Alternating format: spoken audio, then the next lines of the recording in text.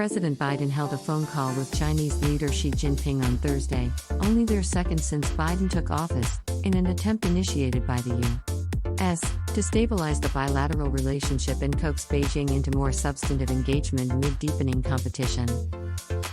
The world's two largest economies have been locked in a standoff fueled by festering disagreements on issues including trade, technology, and human rights.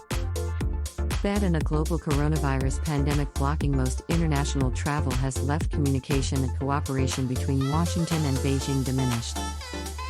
The White House said in a statement that Biden and Xi had a broad, strategic discussion in which they discussed areas where our interests converge, and areas where our interests, values, and perspectives diverge. They agreed to engage on both sets of issues openly and straightforwardly, the White House said. China's readout largely mirrored the U.S., striking a more conciliatory, hopeful tone than previous state rhetoric has done in the past year and ended with a pledge to keep up in-depth communication between the leaders of China and the U.S. The world's destiny depends on whether China and the U.S. can manage their relations well, it said. Bilateral cooperation would benefit the world, confrontation would bring disasters. The U.S.-China relationship is not a multiple-answer question of whether we should have good relations, but a compulsory question of how.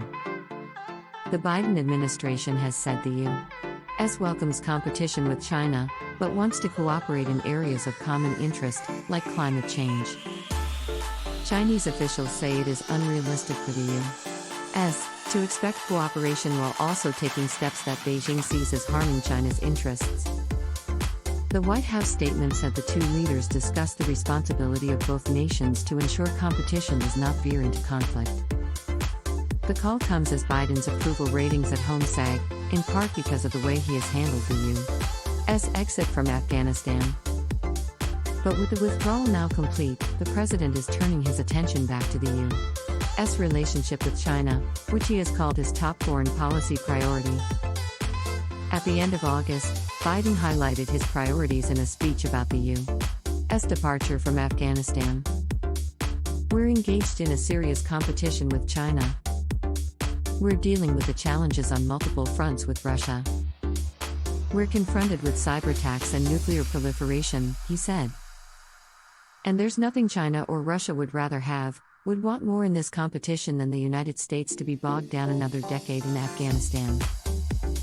Biden and Xi are both expected to take part in the G20 meeting in Rome next month, although there has been speculation that Xi might not attend in person. Chinese and U.S. leaders have traditionally held a bilateral summit on the sidelines of the meeting, but it's unclear if that will happen this year.